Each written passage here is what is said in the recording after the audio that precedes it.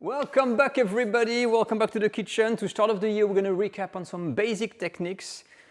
Number one, how to flatten meat or fish. Sounds a bit odd when you're flattening meat or fish, but it's something that is used to make the so-called schnitzel. So we're going to take a piece of meat and I'm going to show you how to easily flatten it and transform it into this very thin steak that can be breaded. Now, breading meat or fish is something you need to know at home. It is simple and extremely useful. I'm going to share with you the 3 main techniques used in French cooking, and to finish, our third point, how to make your mayonnaise at home. Again, we're going to recap on how to make the homemade mayonnaise using the official measurements so that it never fails and tastes just right. Let's go.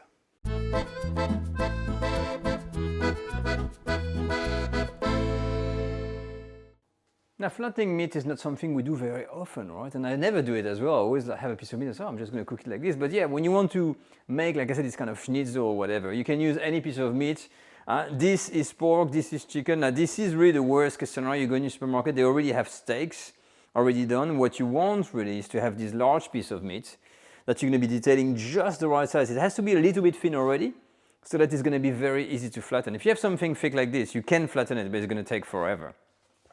So as you can see, this is just the wrong side, but still, when you got something like this, you're going to try, best of your ability, to kind of divide it in two.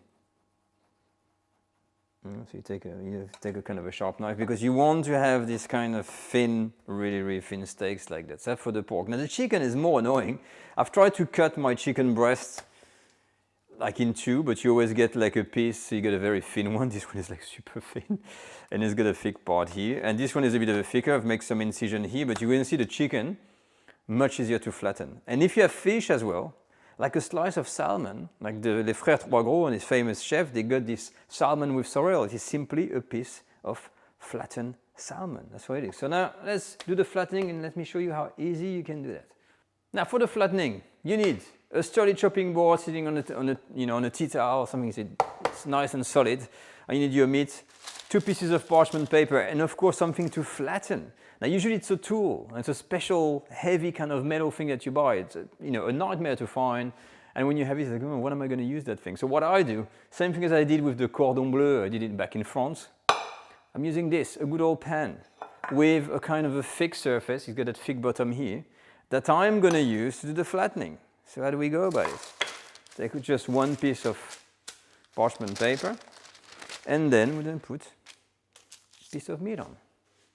When you got your piece of meat, of course, you're not going to do this with the pan right on the meat, so you put a nice layer, so you see.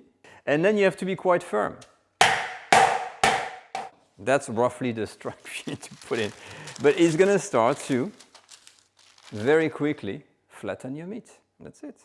And you can do the same with chicken. Same thing here. You're going to kind of favor to flatten. You can see what you're doing basically in the paper. You can see this is higher here, and same thing. Now the chicken is very easy to flatten. Look at this. And get this nice kind of little thin thing. And now for the little practice number 2, the French mayonnaise, or the mayonnaise in general. What is all the secret? First off, a nice whisk with these kind of soft metal bits here, a bowl that is large enough so you have plenty of space to emulsify, and then of course the ingredients. What are they? 1 egg yolk, a pinch of salt and white pepper, half a teaspoon of vinegar, and a teaspoon of mustard. I know the original mayonnaise, there was no mustard. Even on the Escoffier book there is a version of the mayonnaise without mustard, but it's way harder to make without mustard than with mustard. In terms of technicalities, 1 egg yolk can absorb technically a maximum of 200 milliliters of oil. Then it will saturate and your mayonnaise will split. That's what happened when it split. You think, oh my God, what happened? That's why you put too much oil for the amount of eggs you have. Now, this is a small egg yolk, so I would not recommend using 200 ml. That's too much. I've tried that. Usually about 150 ml, between 120 and 150 ml per egg yolk is the kind of the sweet spot. And now let's make it. Okay, so let's do this. I'm going to put my little bits of vinegar in there. I'm going to put my salt and pepper. I'm going to put my egg yolk and all of the mustard. Now, one thing I didn't mention, which is the key to a lot of failing the mayonnaise is that the ingredients has to be at room temperature.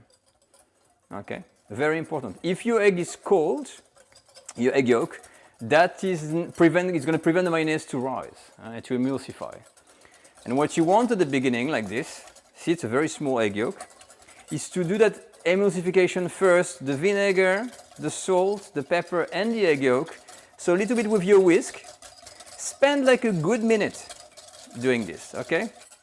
All right, we should be done. Also, one important thing, you always whisk in the same direction. You don't start like this clockwise and then go anti-clockwise. Okay, so when you got this, you can start at the very beginning with a bit of oil just to get that emulsification start.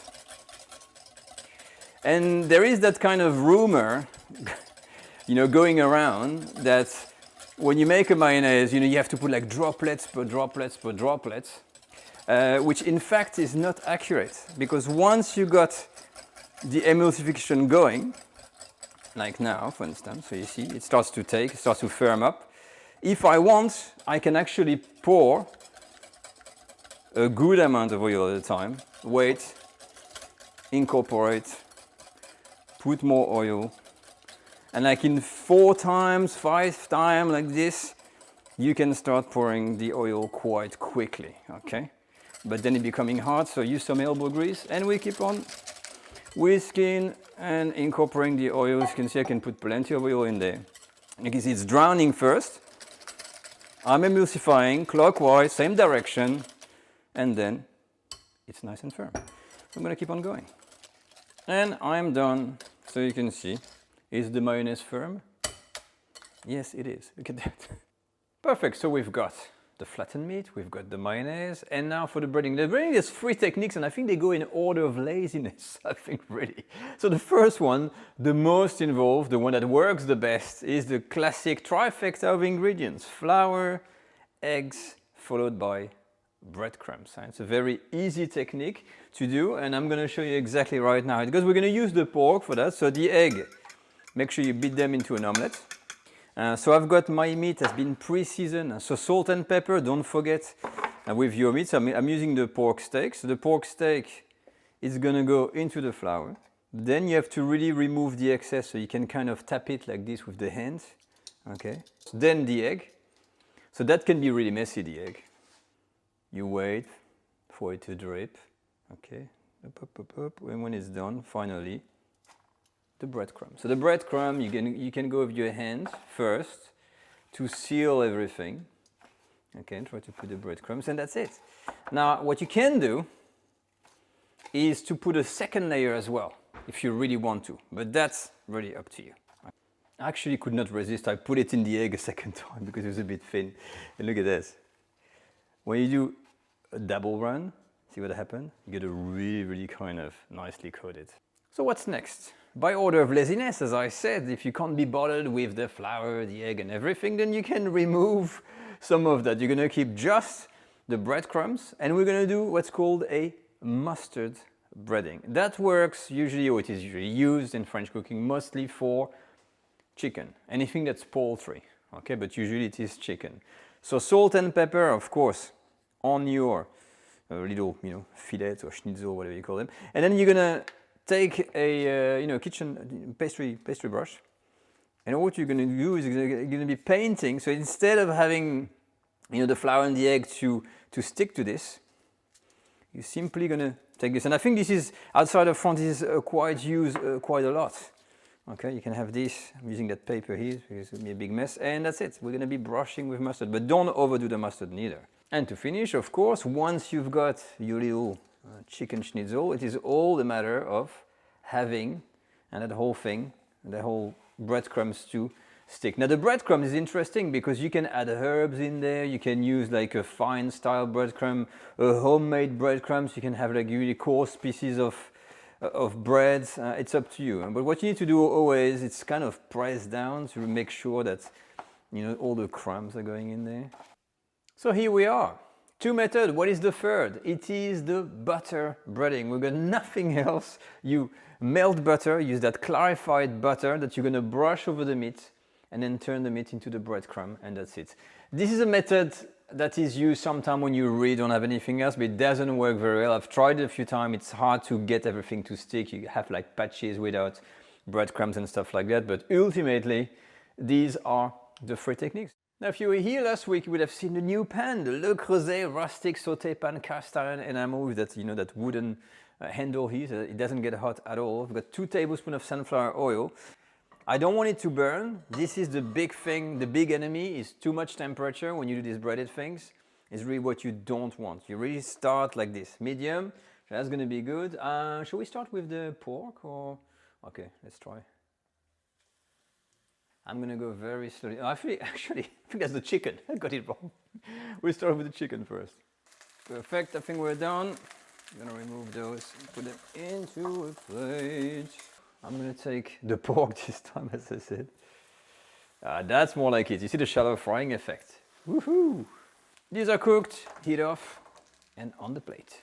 So here we are, little change of plates, and let's recap what we've done. So of course we've got the homemade mayonnaise, and we've seen how to flatten the different piece of meat, and we've got the different types of breading. So this is the mustard breading. So I'm just gonna have a quick taste here. A little bit of mayo. Now you know what? It does actually go well with chicken. Yeah. You can really slightly feel the mustard. Even let me try without the mayonnaise because it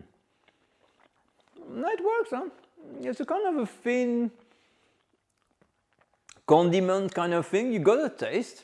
It really removes that absolutely boringness that you have sometimes in chicken breast that sometimes I hate. And now this is the pork. So the pork, I know this one, so it's a bit biased. I think for this one, you know what I'm gonna do? I'm gonna take a piece of the kind of the grilled lemon juice I've got in there. Ooh. And you see these simple things for home? That's a home meal. So nothing complex, just using techniques. Wow. And that is crunchy.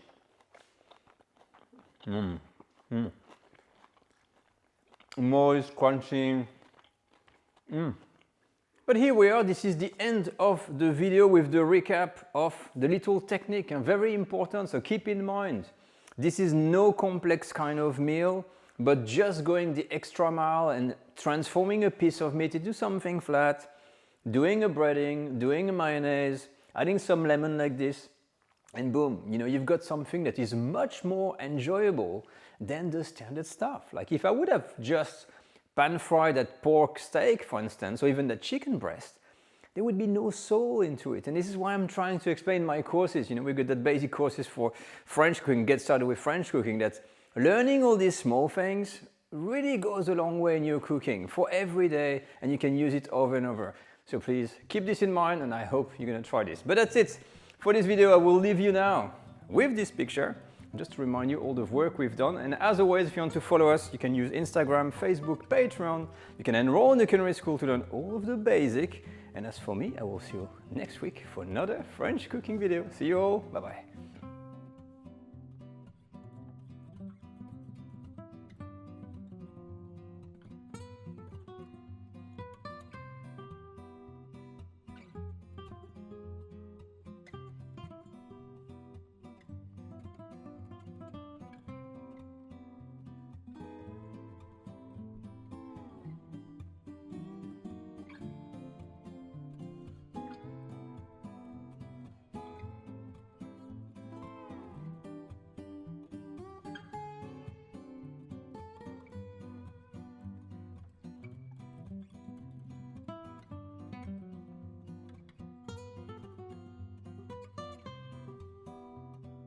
you